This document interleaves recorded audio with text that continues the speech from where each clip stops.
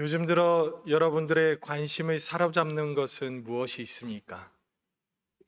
여러분들의 눈길을 사로잡아서 머물게 하는 것은 어떤 것입니까? 우리는 무엇인가를 바라보고 삽니다.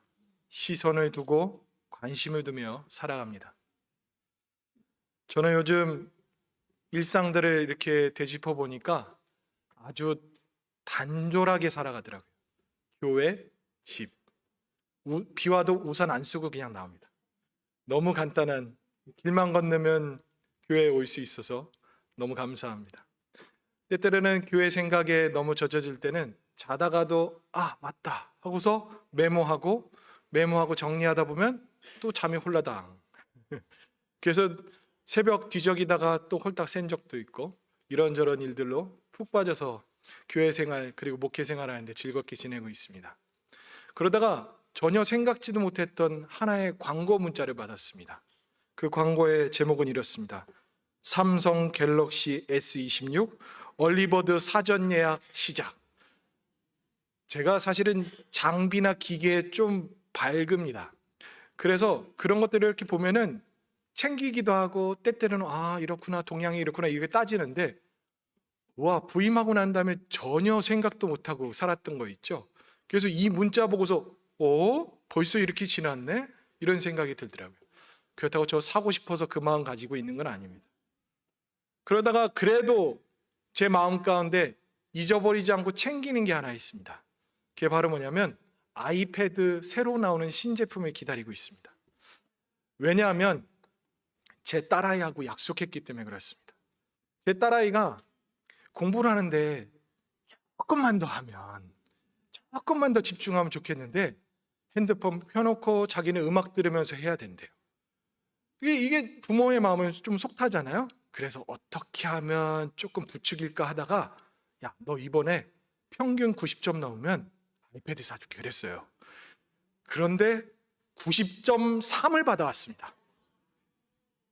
이게 5가 아니라니까요. 저는 설마 했습니다. 근데 이거는 빼도 박도 못하고 그냥 해줘야 됩니다. 그래서 신제품 나올 때를 이렇게 들여다보며 그래도 이왕 마음 먹은 거 언제 해주지? 이런 마음을 기다리고 있습니다.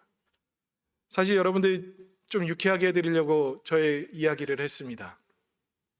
어쩌면 우리 일상이 이렇지 않나요? 우리가 관심 갖는 것, 무언가에 관심을 두고 거기에 시선을 두고 있는 것, 그것을 바라보며 우리는 일상 속에서 살아갑니다. 여러분들은 요즘 무엇에 관심을 두고 살아가십니까? 무엇을 바라보고 계신지요? 앤디 스탠리라는 사람이 이런 말을 했습니다. 당신의 의도가 아니라 당신의 방향이 당신의 목적지를 결정합니다. 내가 어떠한 방향을 가지고 의도를 가지고 있을지라도 내가 지금 향하는 방향 그리고 내가 목표를 삼은 그 목적지 그것이 우리의 삶을 결정한다는 말을 해주고 있습니다. 크레이그 그로셸이라는 그 사람은 생각의 전쟁이라는 책에서 이런 말을 했습니다. 당신의 인생은 당신의 가장 강한 생각이 머문 방향으로 향하여집니다. 이렇게 말을 했습니다. 우리가 가장 열망하는 것, 우리가 관심을 많이 갖는 것, 그것이 바로 우리의 인생의 방향을 놓는다는 것입니다. 예, 맞습니다. 우리의 일상 가운데서 우리가 바라보고 관심을 두고 살아가는 것, 그것은 아주 일반적인 모습입니다. 이것이 꼭 우리의 취미, 그리고 우리의 취향, 그것만을 얘기하지는 않습니다.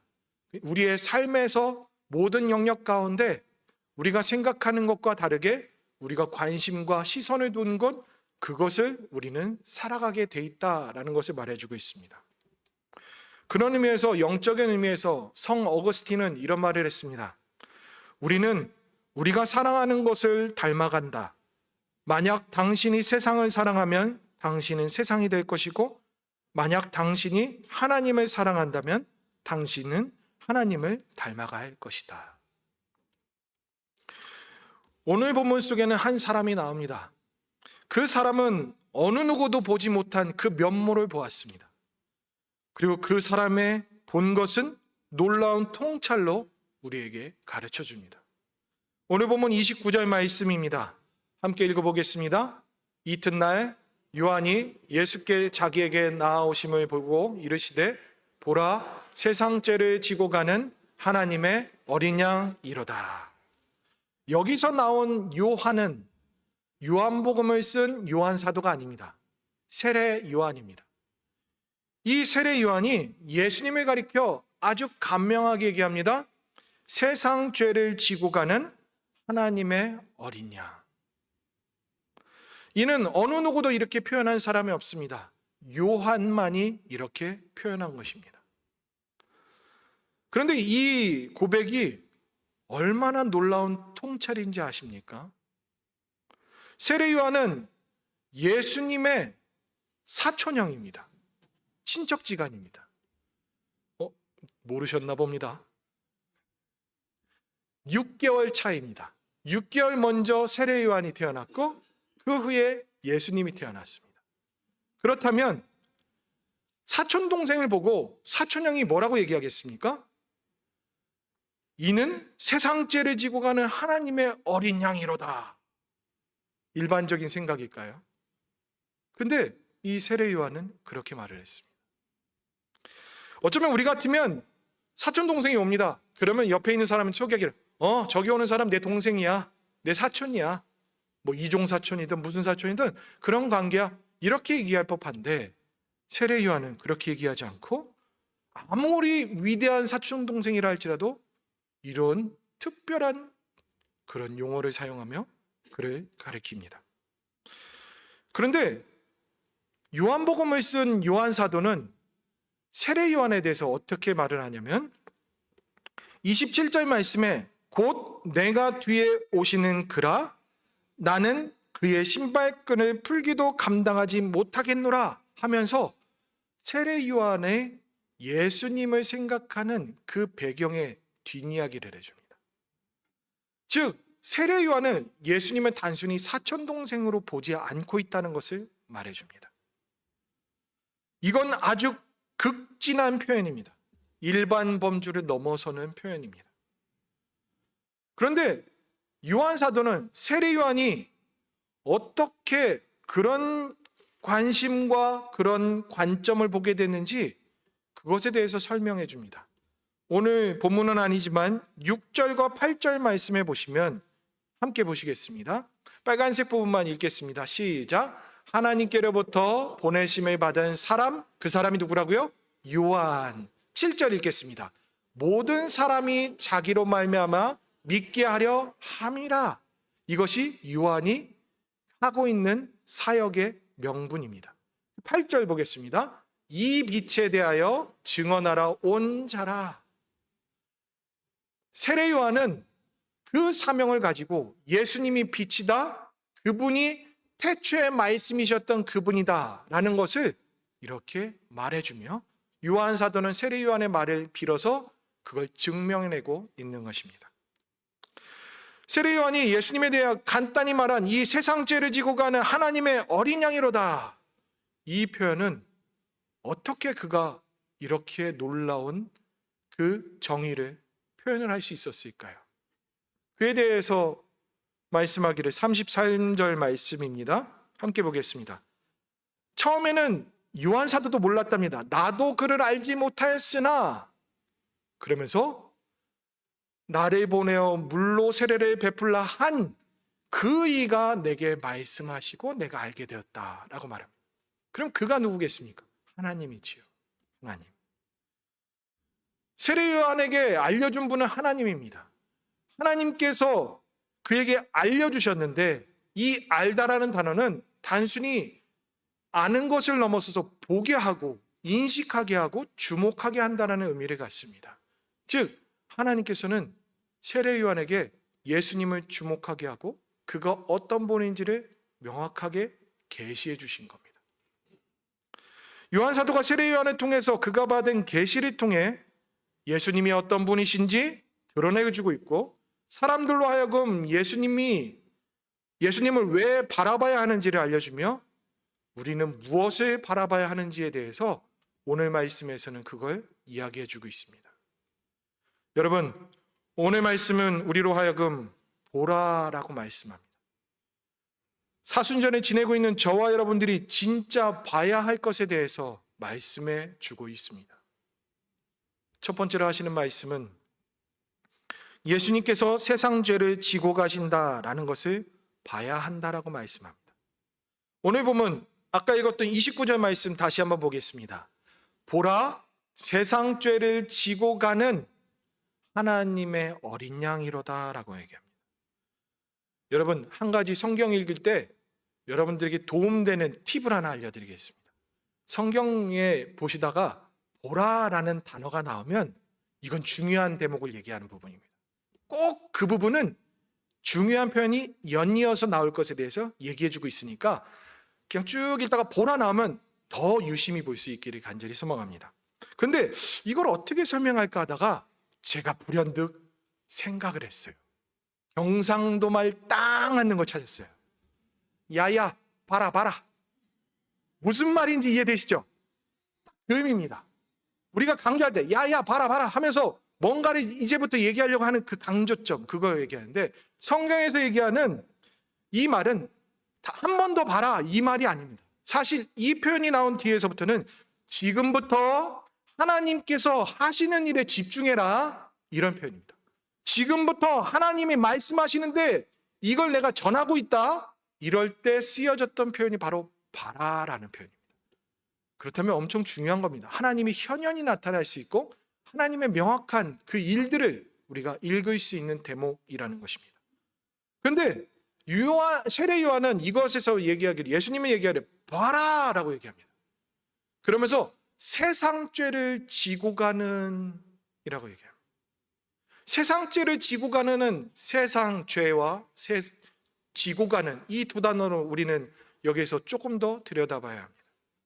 먼저 세상 죄를 지고 가는, 우리 예수님은 나의 죄, 우리의 죄, 이 모든 인류의 세상 죄를 지고 가신 분이라는 것을 말씀해 줍니다.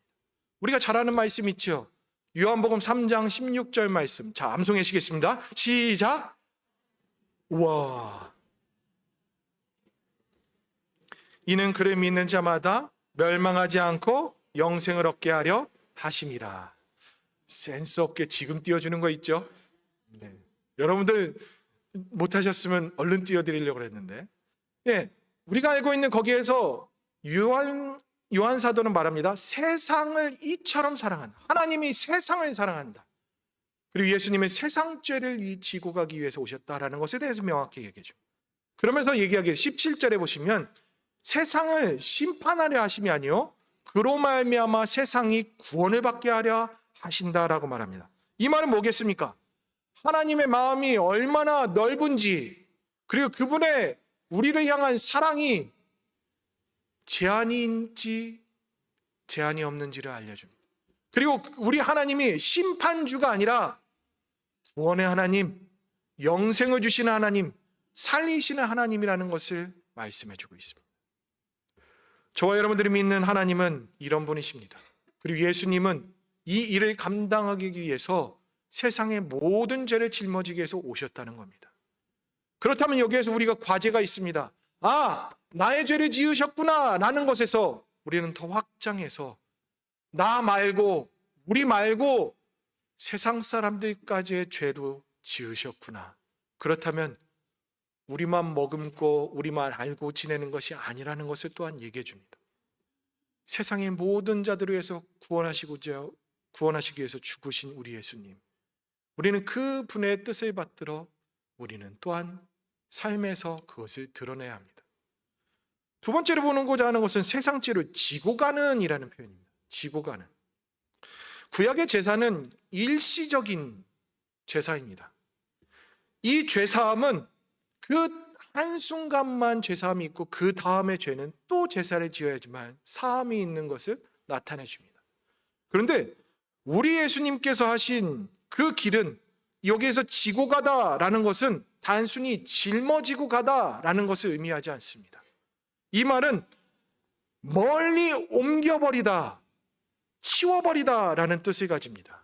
즉 우리 예수님이 지고 가신다라는 것은 바로 뭐냐면 구약에 의해서 그 개념처럼 잠깐 지고 덮어버리고 아닌 것처럼 이렇게 페인트 칠한 것처럼 덧입히는 그것이 아니라 완전히 치워버리는 것.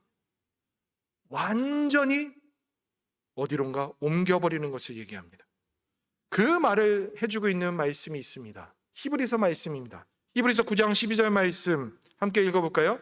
빨간색 부분만 읽겠습니다. 시작. 오직 자기의 피로 속죄를 이루사 단번에 성소에 들어가셨느니라. 오직 자신의 피로 말미암아 그 피 흘리심 그 한 번으로 말미암아 영원한 속죄를 이루신다라고 말씀합니다. 또 10장 2절 말씀 읽겠습니다. 빨간색 부분만 시작. 단번에 정결하게 되어 다시 죄를 깨닫는 일이 없으리니. 단번에 죄 사함을 받은 자들은 다시금 죄의식을 가지며 살아가지 않도록 하신다라는 것에 대해서 말씀하고 있는 맥락입니다. 무엇입니까? 예수님은 한 번 죽으셨지만 그분으로 인해서 영원한 속죄가 있습니다. 그분은 우리를 죄사하여 주신 것이 그때 한 번만이 아니라 우리를 영원토록 죄의식을 가지며 살지 않도록 우리의 죄를 완전히 치워버리신 분이라는 것을 말씀해 줍니다. 이 말씀 아주 간단하지만 이 세례 요한은 하나님께로부터 받은 그 계시의 말씀을 우리에게 선포하고 있는 것입니다. 여러분, 우리는 세상 죄를 지고 가는 예수님으로 인해 우리가 영원한 속죄의 은혜를 받게 되었다는 것을 기억하시기 바랍니다. 그 어떠한 죄를 지었다 할지라도 우리가 죄의식에서 살지 않도록 만드신 우리 주님을 바라보실 수 있기를 바랍니다.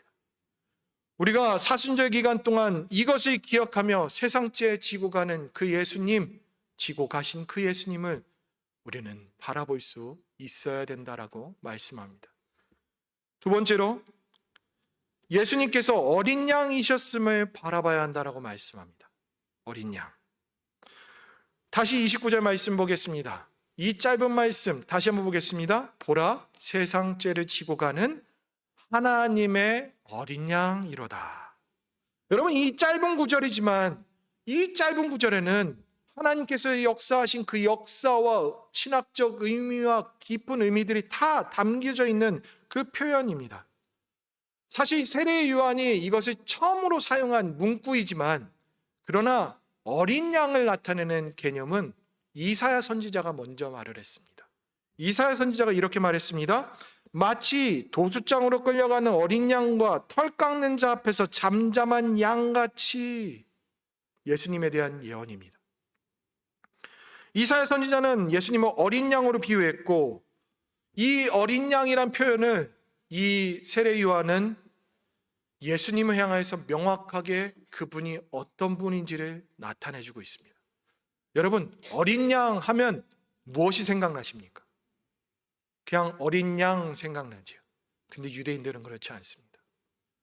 어린 양은 유대인들에게 아주 중요한 복음입니다.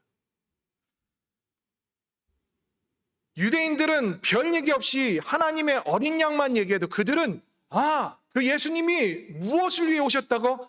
이분이 우리의 죄를 사하여 오셨다고? 그것을 명확하게 알 수 있는 표현입니다. 그래서 준비했습니다. 영상을 잠깐 보겠습니다. 영상을 통해서 우리 성막에서 제사 드리는 그 부분인데 딱 필요한 것이라서 2분짜리 영상인데 한번 보시겠습니다. 보여주세요.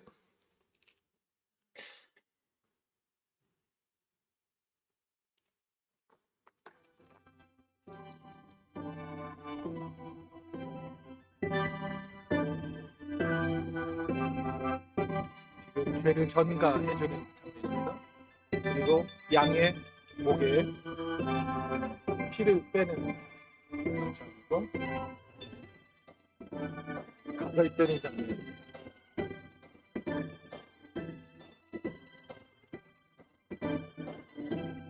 번제를 드리는 장면, 그리고 아까 피를 담았던 그 그릇을 통해서 뿔에다가 피를 바르고 그 피 뿌림을 하는 장면입니다. 이 모습이 유대인들에게는 일상이었습니다. 매년마다 하는 6월절에 하던 제사였습니다. 그리고 하루만 하는 것이 아니라 그 기간 내내 아침과 오후에 2번씩 매일매일 하던 그 모습입니다. 그렇다면 유대인들에게 어린 양 하면 무엇을 생각했을까요? 내 죄, 나 때문에 희생되는구나. 내가 죽어야 될 텐데 제가 내 죄를 안고 가는구나. 내가 피 흘려야 되는데 제가 피 흘리고 있구나. 내가 저렇게 각이 떠지고 번제로 드려져야 되고 제물이 돼야 되는데 제가 대신 짊어지고 가고 있구나. 아, 저 피가 나를 속하여 주는구나. 이것을 알았다는 겁니다. 하나님의 어린 양, 즉 그렇게 어린 양의 역할을 하신 우리 예수님을 이 간단한 설명 가운데서 세례 요한은 전하고 있는 것입니다. 여러분, 우리 예수님은 우리 때문에 죽으셨습니다. 우리 예수님은 나의 죄 때문에 피 흘리셨고 십자가에 못 박히셨고 온갖 고초와 핍박을 당하셨으며 그는 제물이 되셨습니다. 그리고 그가 죽으심으로 우리는 그 단번의 역사로 우리는 죄 사함을 얻고 그리고 우리는 속죄의 은혜를 누리며 살아갈 수 있는 것입니다. 여러분, 이 사순절 기간 동안 우리가 무엇을 바라봐야겠습니까? 하나님의 어린 양이신 우리 예수님을 바라봐야 합니다. 점도 없고 흠도 없으신 분, 전혀 죄가 없으신 우리 예수님이 나의 죄를 위해서, 나를 위해서 죽으셨다는 그 사실을 우리는 기억해야 합니다. 나 때문에 제물 되신 그 주님, 그분을 바라보시며 지내시는 저와 여러분도 될 수 있기를 바랍니다. 세 번째로, 예수님은 하나님의 아들이라고 요한은 선포하고 있습니다. 그리고 그것을 본 요한은 증언하고 있다라고 말씀합니다. 즉, 본 자는 증언해야 한다라는 것을 가르쳐 줍니다. 오늘 보면 34절 말씀 보겠습니다. 함께 읽을까요? 시작. 내가 보고 그가 하나님의 아들이심을 증언하였노라 하니라. 세례 요한은 예수님을 하나님의 아들이라 보았습니다. 그리고 그는 증언하였습니다. 그는 무엇을 봤을까요? 어떻게 그것을 보았을까요? 그는 무엇을 받기에 하나님의 아들이라고 말할 수 있는 것일까요? 그리고 누가 알려줬을까요? 우리가 조금 전에 읽었죠. 33절 말씀. 거기에서 명확히 얘기합니다. 나를 보내어 물로 세례를 베풀라 하시는 그가 알게 하셨다라고 얘기합니다. 그리고 32절 말씀에서는 그 전에 있었던 일에 대해서 설명합니다. 요한이 그가 그인 줄을 알게 됐던 것은 그 전에 하나님께서 세례를 줄 때 성령이 비둘기같이 하늘로부터 내려와 그 위에 머무르는 일이 있을 것이다. 그가 그다. 그렇게 얘기해 준 것을 그는 알고 세례를 베풀고 그 광경을 받고 그걸 경험했고 그는 그래서 예수님을 하나님의 아들이다 라고 얘기합니다. 내 사촌 동생이야 이게 아니라 하나님의 아들이로다 라고 고백한 겁니다. 그리고 그는 남은 여생 동안 선포했습니다. 회개를 선포했고 복음을 전했고 이 예수님의 마중물처럼 광야에 외치는 소리가 되었습니다. 여러분, 본 자는 전하게 되어 있습니다. 하나님의 아들임을 믿고 확실히 아는 자는 전하게 되어 있습니다. 여러분, 예수님 믿으십니까? 예수님을 믿어 의심치 않습니까? 예수님이 하나님의 아들이심을 믿습니까? 그렇다면 전하셔야 됩니다. 우리가 보고 가만히 있는 것은 그거는 전혀 상식적이지 않는 것입니다. 왜일까요? 그 심정을 잘 나타내준 인물이 있습니다. 예레미야 말씀 한번 볼까요? 예레미야 20장 9절 말씀 다 같이 읽어보겠습니다. 빨간색 부분만 시작. 나의 마음이 불붙는 것 같아서 골수에 사무치니 답답하여 견딜 수 없나이다. 왜요? 예레미야는 하나님을 선포하려고 했습니다. 그의 이름을 말하려고 했습니다. 그런데 말하지 않으려니 자기가 너무 괴롭힘 당해서 그걸 안 하겠다라고 화가 나서 안 했는데 이 마음이 그렇게 안 된답니다. 이 마음이 불붙는 것 같아서 골수를 쪼개는 것만큼 힘들다고 해요. 그래서 전합니다. 진짜 본자는 이래야 됩니다. 진짜 하나님 믿는 자는, 그 의미를 명확히 아는 자는 이럴 수밖에 없음을 가르쳐 줍니다. 또한 엠마오로 두 제자가 갑니다. 도망갑니다. 예루살렘을 떠나서 갑니다. 그런데 예수님을 만납니다. 부활하신 예수님을 만나고 예수님께서 이사야의 말씀을 잘 풀어줍니다. 그랬을 때 그들이 어떻게 변했습니까? 그 말씀을 듣고 마음이 뜨거워져서 다시금 발걸음을 돌려서 예루살렘으로 가고 복음을 전합니다. 그 제자들은 토배 켜서 죽고 가죽이 벗겨지고 동물의 밥이 되고 십자가에 거꾸로 매달려 죽고 수많은 그 일들을 있었음에도 그들은 복음을 전하는 삶을 살아갑니다. 여러분, 증언하는 심자가 되십시오. 봤다면, 경험했다면, 믿으신다면 그 본 것을 전하시고 믿는 바를 선포하시는 저와 여러분들 될 수 있기를 바랍니다. 그런데 공교롭게 이번 주 토요일에 뭐가 시작되어집니까? 전도부하고 새소식반이 시작되어집니다. 저 사실 의도적으로 이 설교 준비한 거 아닙니다. 하나님께서 주셔서 이 말씀 전해야지 했는데 스케줄상 이렇게 딱 절묘하게 됩니다. 하나님께서 말씀하십니다. 봤냐? 그러면 전해라. 경험했냐? 그러면 너도 참여해라. 이 말씀을 말씀합니다. 전도의 자리, 만약에 이 시간대에 못 맞추신다면 일상에서 선포하십시오. 전하십시오. 증언자가 되십시오. 우리의 본분이 그것입니다. 사순절 기간 동안 하나님을 바라보시고 세상 죄를 지고 가는 예수님을 바라보시고 어린 양이 되신 우리 예수님을 바라보시며 증언하시는 저와 여러분들 될 수 있기를 바랍니다. 이 말씀 부여잡고 사순절을 통해서 저와 여러분들이 하나님의 뜻을 이루어드리는 신실한 종들 다 될 수 있기를 간절히 소망합니다. 기도하시겠습니다. 살아계신 하나님, 보라라고 말씀하시지요. 세상 죄를 지고 가는 어린 양을 보라라고 말씀합니다. 하나님, 우리 예수님이 세상 죄를 지고 가시며 단번에 죽으심으로 우리를 속죄하셨으며 우리를 구원하게 하신 그것뿐만 아니라 모든 자들을 속량하시는 그 은혜를 바라보게 하여 주옵소서. 그리고 내가 죽어야 되는데, 내가 피 흘려야 되는데, 내가 각이 떠져야 되는데, 내가 제물이 되어져야 되는데, 그런데 우리 주님이 대신 죽으시고 어린 양이 되신 것을 바라보며 그 놀라운 은혜를 머금고 증언하며 살아가는 저희가 될 수 있도록 은혜를 베풀어 주시옵소서. 예수님의 이름으로 기도드리옵나이다. 아멘.